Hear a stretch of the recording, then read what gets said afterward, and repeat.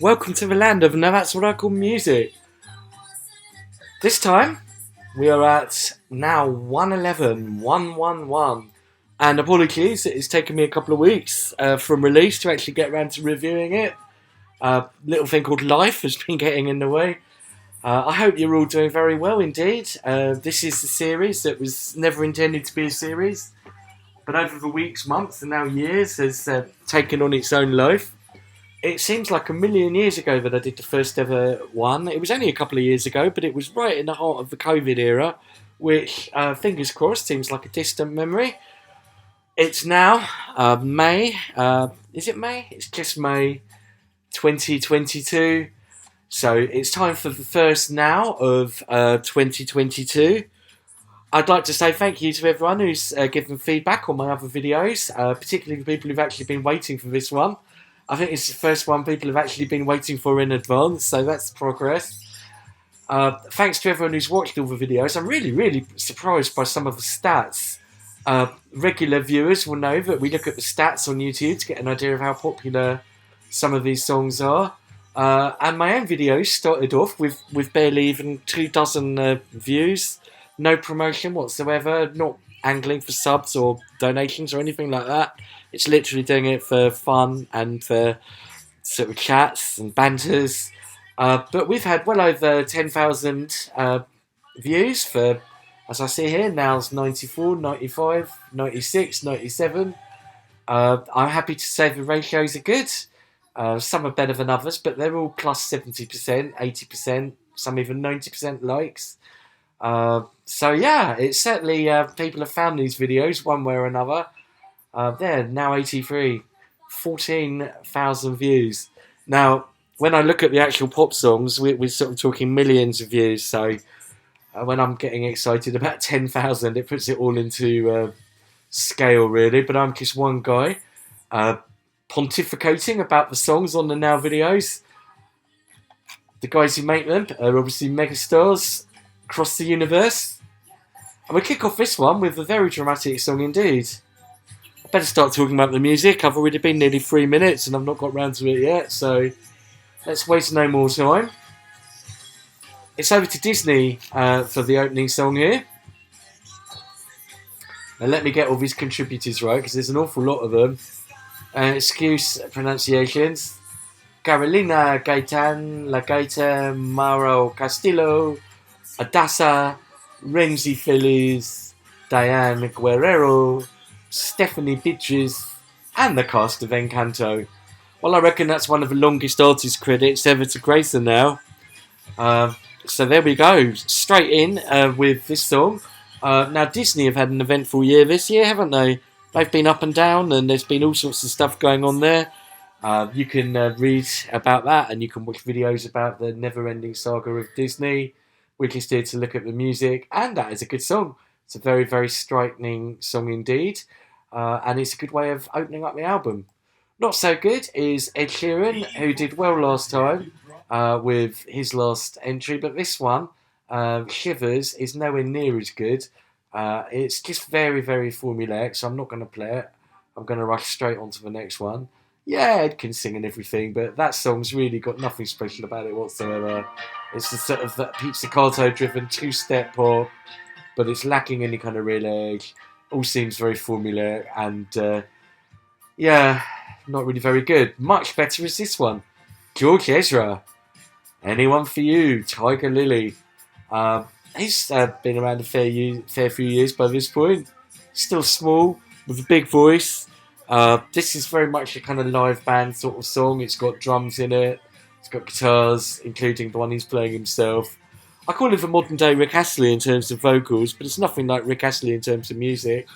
It's actually far better than the preceding Ed Sheeran one, so good bit of critical thinking to be done there, comparing George Ezra and Ed Sheeran. What do you think? Let me know. Maybe I got it wrong, but I think this is much better. That's George Ezra and Anyone for You. Next up, we've got Lost Frequencies, and that features Callum Scott. Where Are You Now? Now, I'm sure I've heard the melody for that before. The music's quite nice again. It's got this sort of weird wibbly wobbly synth noise. and it's a good blend of synths and what sounds like acoustic guitars. It's got some good singing as well. It's kind of a slow builder, that one, even if it is, like I say, ever so familiar. That's Lost Frequencies featuring Callum Scott. Next up, we've got A Craze. Do It To It featuring Cherish. Do It To It, eh? That's, pretty good. Another good one. That's like first housey sort of clubby one, really. It's got a nice hefty kick drum, and it's got some kind of eerie vocal chops. Should we flick it on? So you can have a listen. It's got some nice eerie vocal chops that kind of build up the anticipation, and even a crowd coming in. So let's hear it for A Craze, featuring Cherish, Do It To It, and a nice bit of George Ezra there. Anyone For You, that's a good song. I've got to say, this is a good album. It's got 50 songs on it, which is definitely the most everyone are now, I think. And by far, the majority of them are really good. So it's great to see now. I've really been on a bit of a roll recently, which is, it's fantastic. Here's A Craze, Do It To It. This is good, credible club music. It's fairly Spartan. It's not overproduced. It's not oversung. Big, heavy, minimal kick drum and sort of ghostly voices. I like this one a lot. That's Do It To It. Next up, we've got Belchers Only and Jazzy. Make Me Feel Good. I like that name, Belchers Only. Another dark club anthem, bit like this one. The vocals are a bit ropey on that, but they're not offensively so. If anything, it's quite nice that they are a bit ropey, because sometimes stuff that's too over-processed and too note-perfect just ends up sounding a bit dehumanised. You know, it's those cute little imperfections that keep us interested, isn't it? So that's Belters Only and Jazzy, Make Me Feel Good. It's got a good chord pattern. Now, there's some brilliant sequencing from the Now people here, because you barely even notice the mix when you go from Belters Only to Jax Jones featuring MNEX. Where Did You Go? It actually follows it up incredibly well. Very similar kind of groove and chord pattern. So it's obviously the sound of 2022. It goes really well. It's got a male singer. And it's got some really good soul vocals. I didn't like Jax Jones at all at first, but I have to say they've got better and better. And I've made it a point to not actually find out whether it's a man or a woman. I used to think it was a woman, then I thought it was a man, and then I realised that I don't need to know and I don't want to know, and I'd rather not know and just entirely judge it on its music. So, nice one, Jax Jones. Man, woman, or anything. Where Did You Go? Good music, that's what counts. Now, definitely a woman is Lauren Spencer Smith. That's a rather classy sounding name, isn't it? Fingers crossed, eh? Just when it was all going so well, here comes the first of these little girl voices on the album. And there's a few. I'm not really a big fan of them.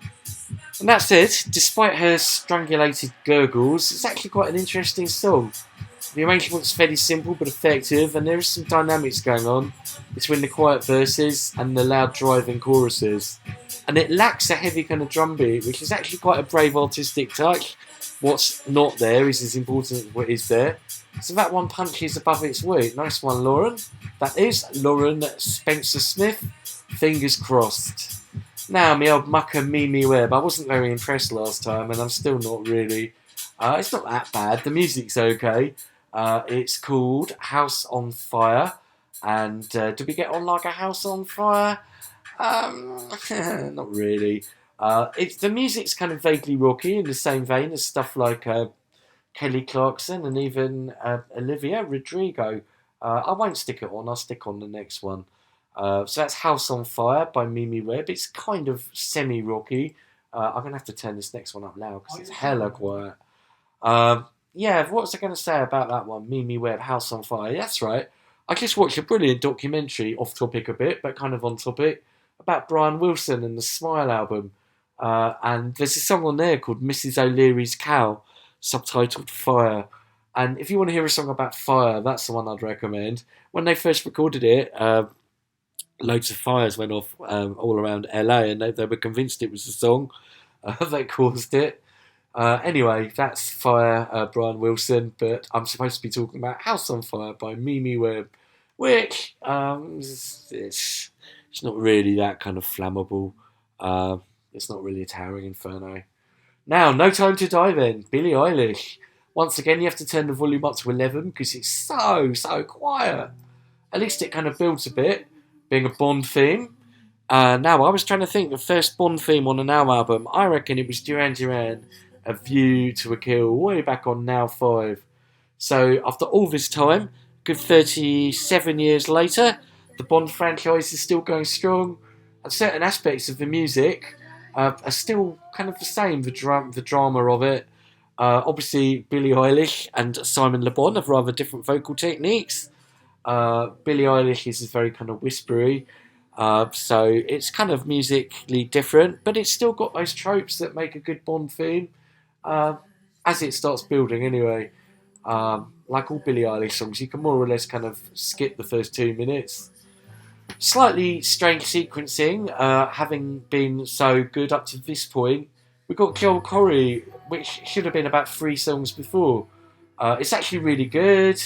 It features Mabel, who's been a bit up and down. It's called I Wish, not the Stevie Wonder song, but it's another good clubby 90s style bumping piano house one, and she actually sings it really well there. So nice one, Mabel.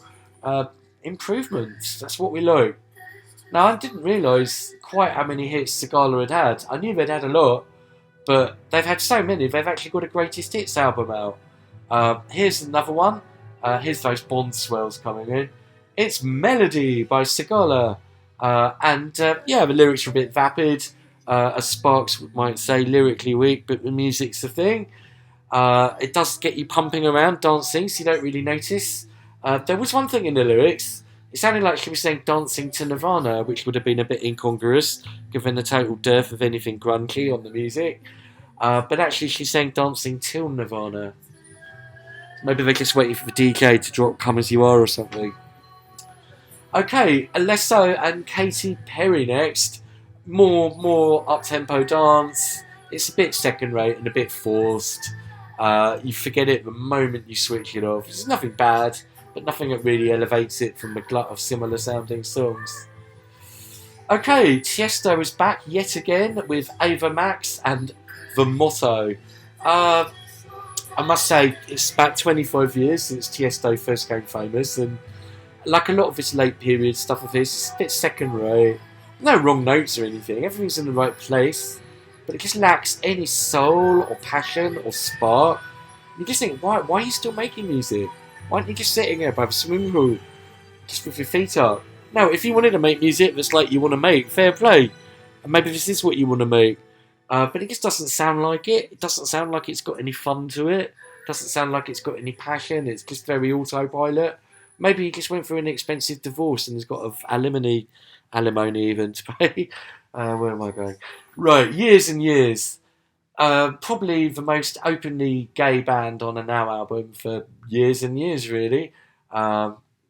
This song goes on about him. He does this, he does that. I want him. It features Galantis. It's called Sweet Talker. And if that's your bag, it's very good indeed. You can be camp without being sort of tinny and Lady Gaga style. You can still have some substance. This one's actually got more soul than the Tiesto one. He means it. He means what he's singing, and I prefer that.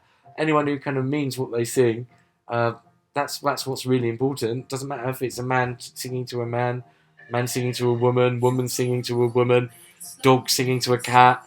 If they mean it, and that comes across in the performance, then that makes for good music. So it's very disco-y. Now, Galantis haven't been all that, so this brings out a good side to them. I like the strings in it. They're full of zest and energy, and they kind of go up and down the scale. So yeah, pretty good. Years and Years. And Galantis, Sweet Talker. Now, another big disco-y collab now. It's Kylie and Jessie Ware. And Kiss of Life. Now, I was thinking about Kylie. Her first dalliance with 70s disco was way back with Step Back in Time. It's actually 32 years old in itself. And the funny thing is, 32 years after doing that, which was all about stepping back in time, she's stepping back from the 20s, but she's actually done it way better than Step Back in Time. I'm confusing myself here with my logic. I think the best thing to do is to stick it on. The reason it's better than Step Back in Time is it actually sounds more 70s. So, a 21st century song in 2022 trying to sound like a 1970s song is actually more successful than her 1990 attempt to sound like 1970. I can only blame Stock Aitken and Waterman for that. Jessie Ware, I made Song of the Album when she came out just a few hours ago. She's definitely got a 70s thing going on, and it works really well. And it is good to have Kylie back. It really is doing some good, strong stuff. So this is Kiss of Life. Another 70s one coming on now, where Silk Sonic, because we don't talk about Bruno on this one. So we talk about Yola instead, Dancing Away in Tears. Really, really good. Possibly the best yet. It's yet more 70s soul funk. I always make the 70s ones Song of the Album, don't I? But it's got this really expansive, echo-laden chorus and a really nice groove. Brilliant horns on it, and it's well sung. So that's really good. That's Yola, Dancing Away in Tears. Not so good, certainly not the singing. Tate McRae. More little girl vocals, really don't like them. It seems very 2019. The music itself is kind of soft rock. It sounds like real instruments, but it is very generic 4-chord stuff. So sorry Tate, not really feeling that one. Now, Holly Humberstone says London is lonely. Well, with a name like Humberstone, maybe she'd be better off in Hull or even Grimsby. She's a very, very pretty lady, I'll say that. That's not in question. It's another one with the kind of little girl voice. It just sounds very, very generic. You really wouldn't know if it was her or Mimi Webb or Tate McRae or anyone. But the music is great. And what I actually really like about that, I'll give you a cryptic clue. Girls Aloud. Got it? The sound of the underground. It's actually got this kind of underground sounds on it in the chorus. I don't even know if it's the underground, but a very London sound. Just sort of buses, trains, sort of distant, kind of almost ghostly wind noise of distant transport. It's brilliant, and it really captures the London ambience really well. Definitely sound effects of the album. It's the voice that spoils it. But, you know, she seems nice and up-and-coming talent. So welcome, Holly. Yeah, see if you want to do any songs about Leeds or Sheffield. Shawn Mendes, It'll Be Okay. Very slow. And it's not bad, it's not great, but it's pretty nice. Just got some pianos, organs, and backing vocals. It sounds unpretentious, and it is classy. Just not very memorable. Now, we've got Coldplay and Selena Gomez. Let Somebody Go. And that's another good ballad. I'll stick it on. It's almost like going back to really old Coldplay. Just when they seem to be getting kind of all kind of electronic and very cookie cutter. They seem to have gone back to what they used to be in the first place, which is, you know, more acoustic kind of stuff, semi-indie.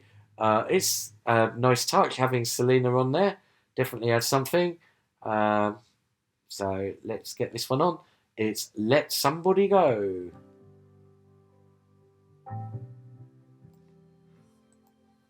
Followed up by, here's a curate's egg then. Someone I made worst song of the album. Someone I made best song on the album. How am I going to deal with this then? It's Post Malone and The Weeknd. So who's going to influence who? Is Post Malone going to drag The Weeknd down? Or is The Weeknd going to elevate Post Malone? Sadly, I've got to say Post Malone drags The Weeknd down here. It's nowhere near as good as Thingy. The one I played so often and even did a mashup of. I forgot the name. Save Your Tears. I hope you like my Save Your Tears, Breaking Up My Heart mashup, if you've seen it. It came from these videos, really. I kept saying how they sounded similar, so I thought I'd try and mash them up. And that's way better than this. Ariana Grande's a much better collaborator than Post Malone. I mean, Post Malone had his moments after that awful Rockstar. This ain't one of them. It's still well produced because it's The Weeknd. But, yeah, nowhere near as good as his best stuff. That's one right now. Now, another weird one now. Imagine Dragons, and this is from Arcane League of Legends series. As such, it's a bit of a smorgasbord, all sorts going on here. It's kind of a big dramatic show tune, like the first one, the Encanto. But it's also got a kind of rap element, rather silly, I think, but it is tongue-twisting rap, and I can see why kids would love it in the middle. It's got a very big, rousing chorus. It's kind of a weird hybrid, rap and show tunes, almost a bit like something from Hamilton, if you've seen that. I'm waiting till a Hamilton song makes it now. It's the nearest thing we get to that here. That's the Imagine Dragons. Okay, a couple more on this side before we head off to side 2, or disc 2. We've got Liam Gallagher and Everything's Electric. Now, at first, she was electric, if you remember that. She had one in the oven. In fact, she's got about a dozen. But now everything's electric. And I've got to say, Liam's really sort of outpacing Noel by now. And it's really surprising. Really, really surprising. If you'd said 10, 20 years ago, Liam would be the one still having a hit, still pushing forward, people would have laughed in your face. But he's doing well. It's not the best song ever. But it doesn't sound like old Oasis. It's still kind of indie, I suppose. But it's modern as well. So it's really good. That's Liam Gallagher and Everything's Electric. And finally, talking of erstwhile indie bands, still kind of indie, I'll stick it on. It's Muse, and it's their first time on the Now for a good. Oh, have they been on since Uprising back in 2009? They must have been, but I can't think of anything. It does seem like an awful long time since Muse have made a Now. They're back with Won't Stand Down. And yeah, it's interesting. I didn't know what to make of it at first. It seems like about 4 songs in one. But, you know, they kind of slowly but surely kind of cleave together. The first half of it's very kind of electronic, in the same way that Madness, if you remember that one. And even that's a good 10 years ago now. Wow, God. And it seems like yesterday. In a way, that kind of started quite electronic, and then the full band came in. This is similar. It's kind of got electronic beats, and then by the chorus you get full proper drums and guitars and everything. So yeah, it's a fairly epic song actually, and it's definitely good to have Muse around. Well, I've been 23 minutes so far, and I've only got to side 1, so it's going to be a long-ass video. I'm going to do it in 2 parts. I'm going to come back, and we're going to look at side 2. This is Muse, Won't Stand Down. So let's move to the next disc, assuming you've still got the CD. I've got mine digitally, so it's all virtual. Yes, I have bought this, by the way, in case you're asking. I always do. It's The Weeknd on his own.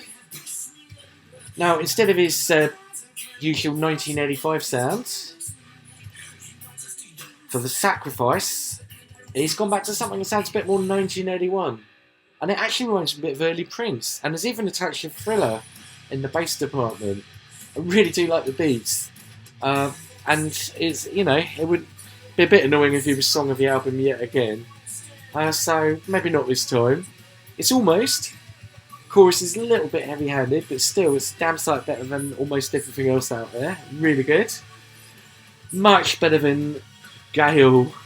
Oh dearie me, ABC, nicer. I'm sorry, Gayle, I'll try and be nice, but it was probably worst song of the album. It lasted 3 seconds. Might even be worst song of the entire series of 111 Nows. Sorry, I'm trying to be nice, but 3 seconds of my life I'll never get back.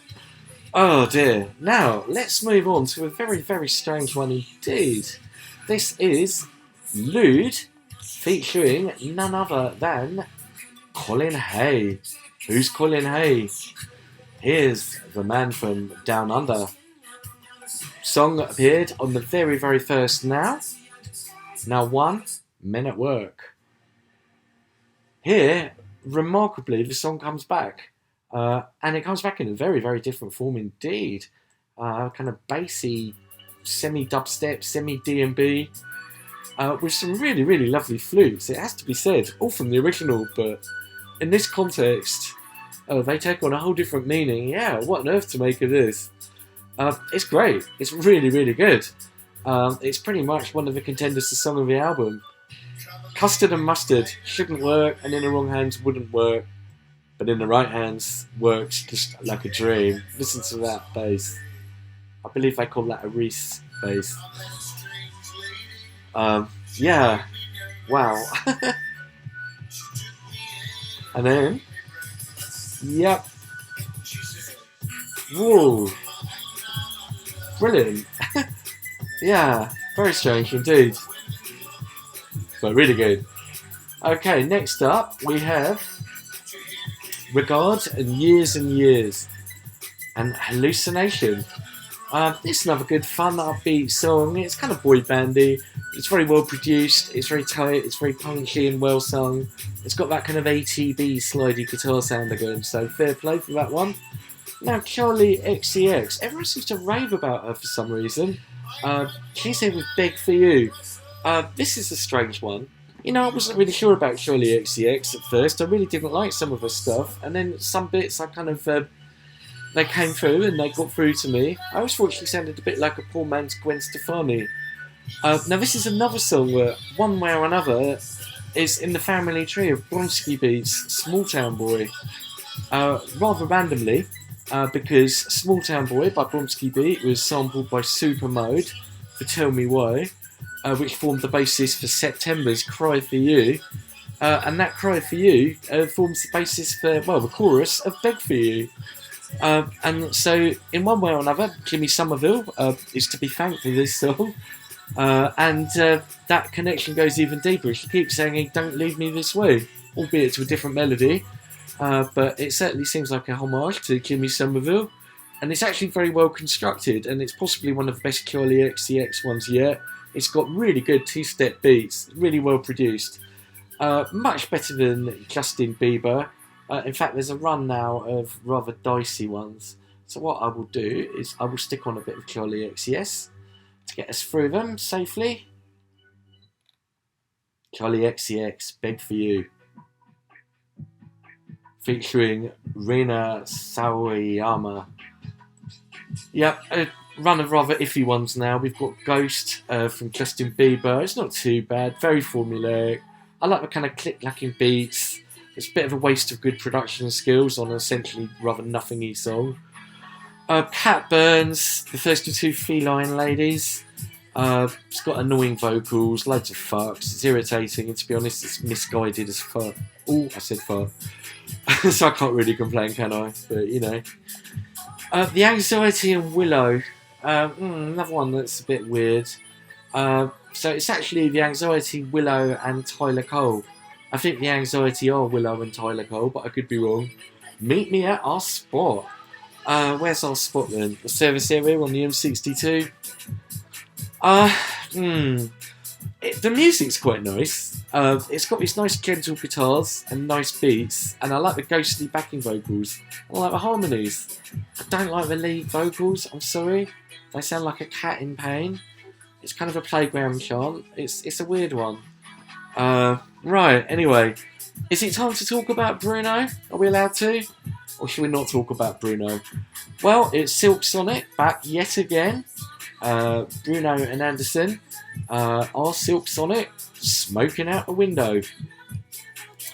Again, they've been Song of the Album. I've really liked everything they've done. This has got yet more brilliant musicianship in that 70s soul vibe.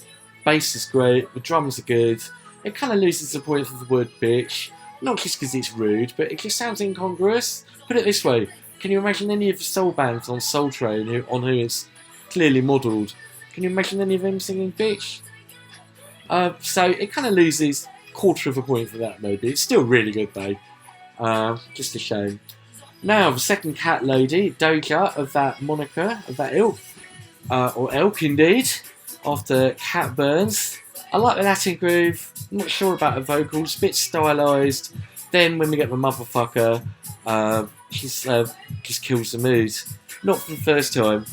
And maybe I could have got the clean version, but I want to hear the songs I know recorded. And it's not that it's rude per se. I've talked about this before. You can use the F word in context. It's about congruity, and it's about class, and it's about sound of it, and does it work within the context of the music. I have to say I don't think that does. So that's why I have to tell Summer Walker to kindly combine sex and travel, please. I really didn't last very long with that one. So let's move on to Pink Pantheress.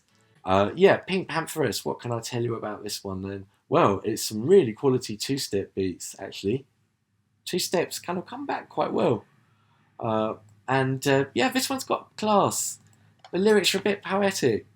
They're less crass. You can compare and contrast and tell me what you think. They're kind of still a bit simpering and it's still a little girly, but not too bad. And the music's really classy. Good beats indeed. So, this one won me round.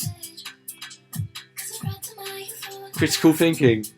Now, talking of two-step, let's go back to a song which has featured before in many disguises. Flowers. I was going to say Super Furry Animals. I always get them mixed up. It's the other SFO. Sweet Female Attitude. Here it is, back by RD. And I've got to say, he does a good job. Yep, he's got good rhymes. I mean, lyrically, nothing too earth-shattering. But he's likeable. It's got a kind of cheekiness to it. It's good for the genre. So that's a good one. That's RD and Flowers. Next up, it's Craig David. Now, we're talking of classy singers. He really is, and you just hear it oozing out of this. It's Craig David and MNEK again, Who You Are. And I guess something about his vocals kind of seems to derive ultimately from gospel. Even though it's obviously sort of modernised and secularised. It's got that kind of roots to it, and this is why it just sounds great. And it's also why he's still having hits 20 years later. So, Cat Burns and Doja Cat, will we still be seeing you in 20 years? It's a really good song. Really good indeed. Another contender for Song of the Album. Should we stick it on?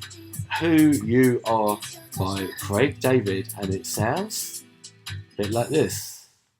Unless we get another advert. So many adverts these days, it's unreal. Right. Okay, onwards and upwards.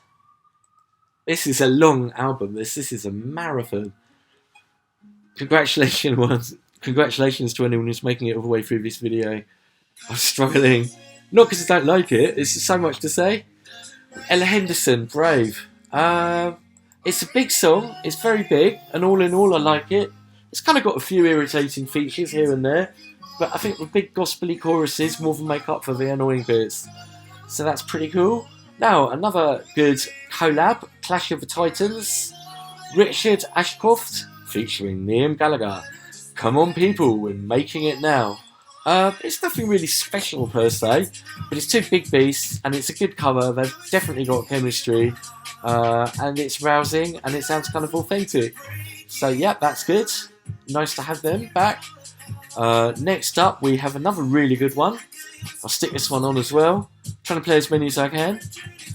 It's a bit of baggy. We haven't had any really good baggy for ages. So let's now switch up to Foals and Wake Me Up. And this really sounds like something almost from the Happy Mondays or even Primal Scream in places. It's Foals, Wake Me Up. It's got a great groove, great drums, just a really good sound. And I'm glad to see that there's quite a bit of rock on indie on this now. Definitely seems like it's coming back. Now Bastille, I don't really call them an indie band, but they kind of have some indie about them, I suppose. They're a bit too boy bandy, really. The music has some nice touches, and by the end of it, the Chianti chorus kind of worms its way in. That shut off the lights. It kind of won me round about 2/3 of the way through. Next up, we've got Medusa and Hozier, and Tell It to My Heart. Now, this is the first real kind of dancey one with Hozier's vocals. They're normally fairly slow, his songs. It does sound a bit like Rag and Bone Man, who's sadly not on this one. So that's pretty good, actually. Yeah, that works quite well. His vocals suit it really well. Yes, another big collab now. It's The Weekend yet again. More like a working week at this rate. Featuring Swedish House Mafia. They've not been around for a fair old while. Moth to a Flame. Now, normally The Weekend's very 80s, so it's kind of weird to hear him singing something more contemporary sounding. And it kind of reminds me of that thing he did with Daft Punk all those years ago. It's not as hype as the old Swedish House Mafia stuff, mercifully, because it got a bit tired, all that stuff. It's got quite a bit of substance in it. It definitely feels like it's got a lot of meaning and a lot of depth to it. So it's a good one. The Weeknd really firing on all cylinders still. Now, do you remember Charlie Puth? He disappeared. He is back with Light Switch. He was always very milquetoast, and he still is, but he's trying to sound a bit hipper. It's kind of more 80s, a bit like The Weeknd, light. Nothing special, not really offensive though. Now, talking of The Weeknd and that 80s sound, where did it all come from in the first place? It came from people like Tears for Fears. They only ever made one now. Actually, I did the maths. I think they only made one now. I'll probably find out I'm wrong afterwards. With brilliant, magnificent Sowing the Seeds of Love. Way back on Now 16, an incredible 33 years ago. Here they are with Break the Man. And it's weird actually, yeah, because it kind of reminds us where all the kind of vaporwave and synthwave stuff came from. And this one is a kind of modernisation of their sound, but it's got elements of the old sound. Certainly Pale Shelter in the guitar strums, that comes to mind. There, that noise in particular. But it's definitely something new. It's quite poppy for them. It's nowhere near as, say, psychedelic as Sowing the Seeds of Love, but that song was something else. That was just a one-off. So it's kind of not up to that, really, but it's good, and it's really good to have them back. Quite surprising, but I'm happy they're here. Westlife, well, they've certainly been around for donkey's years, but it's meh, granny music, my hero. Talking of granny music, Michael Bublé, I'll Never Not Love You. I kind of like it, in a kind of guilty pleasure way, but it's very kind of middle of the road, milquetoast again. Now, finally, we get to the finish line of this actually really strong and interesting and varied album. And I did the maths. I think the only other time Stevie Wonder has ever appeared on a Now, correct me if I'm wrong, was on Now 6, and I don't even think he was credited. He was the uncredited backing vocalist on Cliff Richard's She's So Beautiful. So that, I think, is the only time Stevie's ever been on a Now. Oh no, there was on that My Sherry Amore thing, wasn't there? That was sampled anyway. So here he is, properly, with Elton, who first made a Now on Now 4. Obviously been around for decades, before the Now franchise even started. I think his first Now appearance was Passengers on Now 4. Correct me if I'm wrong. It's a really, really nice song actually. It's a really sentimental, but really heart-rending song. Finish Line. And I'll put it on to get us to the finish line. It's kind of a song about their friendship, or about what Stevie meant to Elton, I guess. It's kind of autobiographical. Yeah, I've been listening to a lot of Stevie Wonder. I did a Stevie Wonder mixtape just the other month of all my favourite tunes of his. I'll put a link to it if you want to hear it. Maybe I should add this to the end of it. Yeah, really nice. And I must say, Elton's had a really good year as well. Elton's last few singles have been great. So what a great way to end the album. Really enjoyed this one. Sorry it took a while to do it, but I've had 50 songs to get through and a busy time. The first ones were easy to do because I was in lockdown. Life's not quite like that these days. But yeah, let's go through this then. Well, we've got the Encanto, Disney one, and I say Disney have had a very controversial year this year. I'm not weighing in on that. I think, the market will decide what's best for them, let's say. But certainly, We Don't Talk About Bruno's an interesting opening song for a Now album, and it's a good song. Didn't really like Shivers by Ed Sheeran, thought it was very weak. I significantly preferred George Ezra, Anyone For You. Lost Frequencies was okay. A Craze was good. Belters Only was good. Jax Jones was good. Then there was a few that were meh.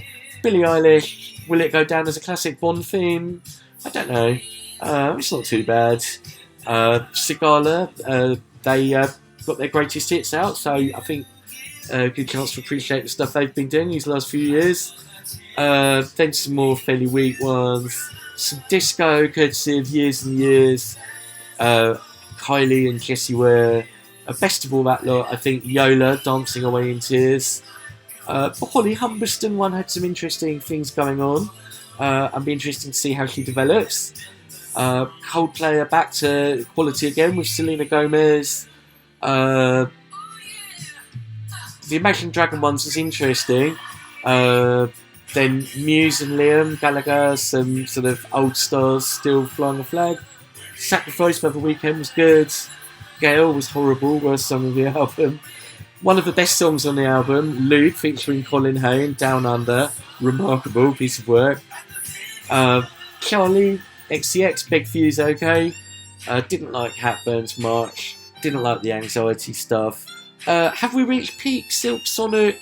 It's maybe not quite as striking as the last two, but it's still good. Summer Walker was awful. Pink Panther was pretty good. RD was alright. Craig David was very good. Ashcroft and Gallagher was pretty good. Folds, that's a contender for Song of the Album. Wake Me Up. Shut Off the Lights, pretty good for Bastille. Medusa and Hozier, good. Swedish House Mafia in the Weekend, good. Break the Man by Tears of Fizz, very good return for them. And finally, this one, another contender for Song on the Album, Elton and Stevie Wonder, Finish Line. Man, I feel I've run a marathon after that. Congratulations if you make it all the way through. And it's good to be back. And I will definitely be back with 112. It might not be the minute it comes out, but I'll get there. And to everyone who's ever watched any of these videos, I know it's just one guy rambling on, no visuals. Some of the music you can barely hear. Some of it's even been removed by YouTube. I try and avoid that. I'm not making any money for it. I'm not asking for subs. I'm just trying to share some banter and get you listening to good songs. Let me know what you think in the comments. Really am interested to know what you guys think. So yeah, take it easy everyone. See you later. Bye.